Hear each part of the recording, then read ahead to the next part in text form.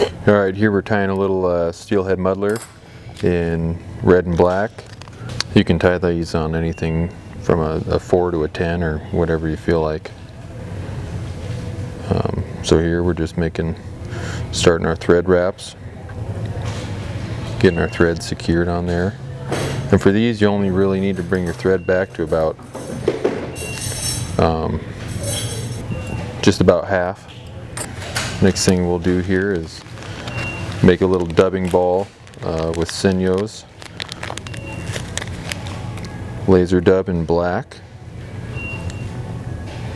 And this is just setting us up for our next step. Don't need to use very much here. Just enough to make a little ball at the end.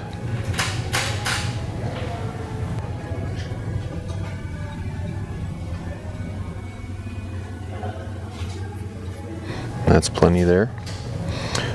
Next thing we'll be doing, we'll grab our Lady Amherst tippets here, and we're going to trim away some of the fluff, some of the extra feather on the bottom half that we're not going to use.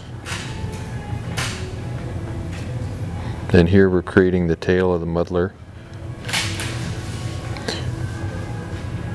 On a size 6, I like to trim away quite a bit here. You don't need a ton of material left on the end. And I'm placing this on the hook shaft.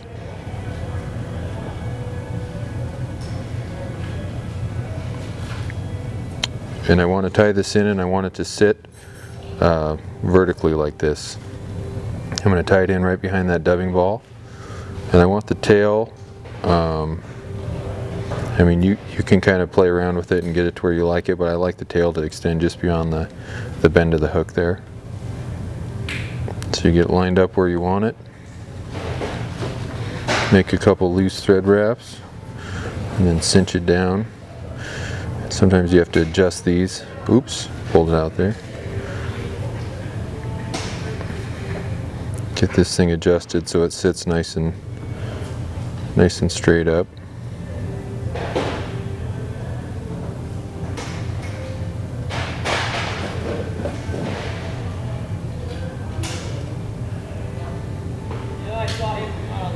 See, and then that dubbing ball just helps it right off the hook shank there. And then all we'll do is with that stem in there, we'll advance our thread wraps forward to just about there. Nice even wraps, come all the way back here. So it's a nice even base. Make sure that's still right and how we want it to. Sometimes you have to adjust these tippets if they start to kick out. Sometimes the easiest thing to do is just to trim them, get rid of them. Doesn't have to look perfect. And then what we'll do is we'll grab some gold tinsel, medium size. And we'll just get this, actually before we do that, we've got to get rid of the remainder of our tippet, or our stem here. Get rid of that.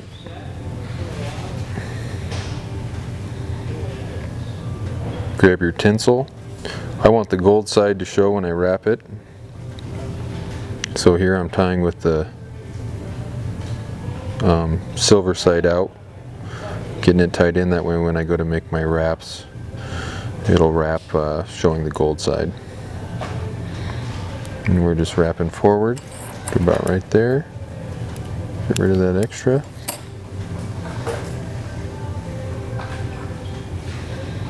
Now make nice even wraps with your gold tinsel.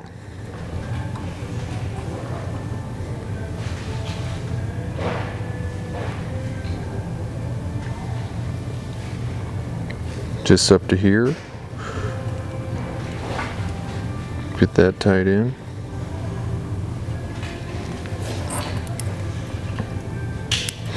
Next thing we'll be doing is grabbing some more of the Senyo's dubbing and making another small dubbing ball.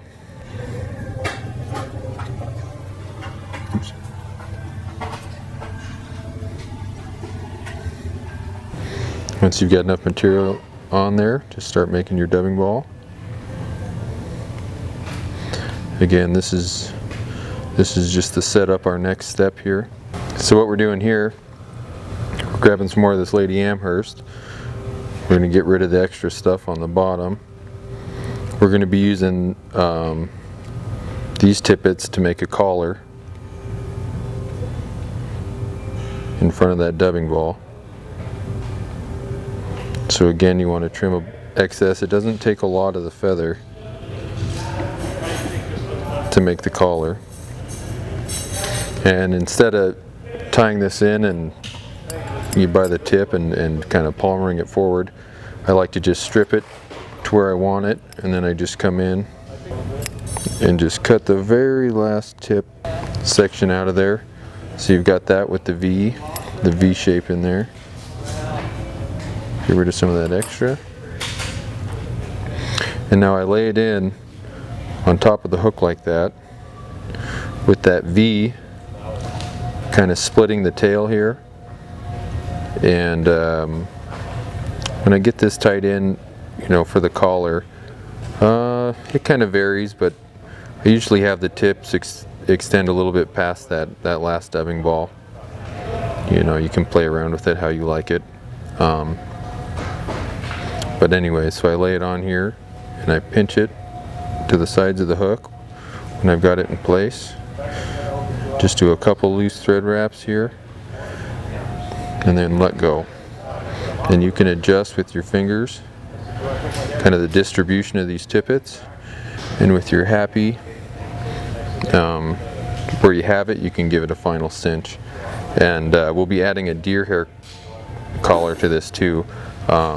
So I typically like to have more of these tippets on the bottom than on top, and sometimes you've got to play around with it to get it distributed right.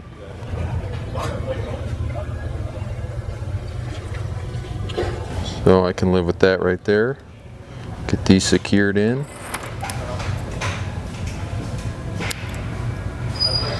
Get rid of that.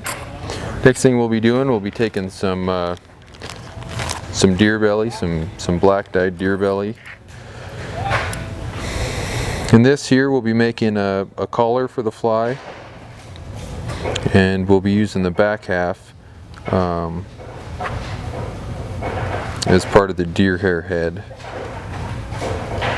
So what we do, we cut a small clump of this stuff off the hide.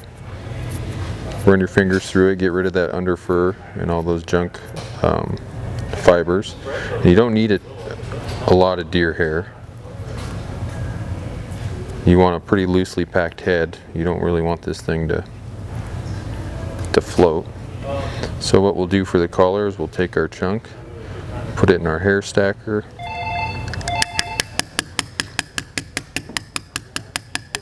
give it a couple pops till everything's lined up. Right here we've got our stacked deer hair to make the collar. In most instances I'm just making this thing as long as those tippets. So I kind of gauge that first, and then I'll come over with my other hand, pinch where I've got it, and I'll actually trim this extra material off the back. And this helps separate your collar from what will be your deer hair head. Makes it so those fibers don't blend together. It's easier to trim. So with my finger still in place there, set it on top of the hook shank, do a couple loose wraps, and then snug it down. And I want this one to sit more or less on top of the hook. So I've got my collar and the start of my head there. I'll come back and grab another small chunk of deer hair, clean that under fur out, get rid of those guard hairs. Don't need to stack this one. Again, just make sure it's a pretty sparse little chunk there. And on this one, we're just going on the underside. And actually, you know, on this one too, it makes it a little bit easier to trim if you adjust these fibers before you tie them in. Doesn't take much to make a head on one of these things, so we just cut those down. Again, put them on the underside. couple loose wraps in the same place. Cinch her down, make sure everything lines up how you want it. And then we'll just move all those hairs back. Alright, so I'm grabbing another little sparse clump of deer hair here. Same process, just trim the ends off of this one. On top of the hook here, a couple loose wraps. Let it around, let it spin. Keeping it nice and thin. And that's all it really takes. A couple more securing wraps there, and then we'll throw a whip finish on it. And we'll trim the deer hair, and we'll be done.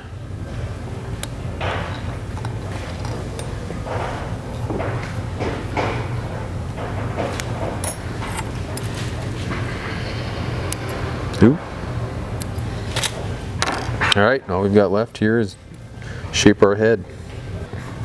Alright, so we're just shaping our head now.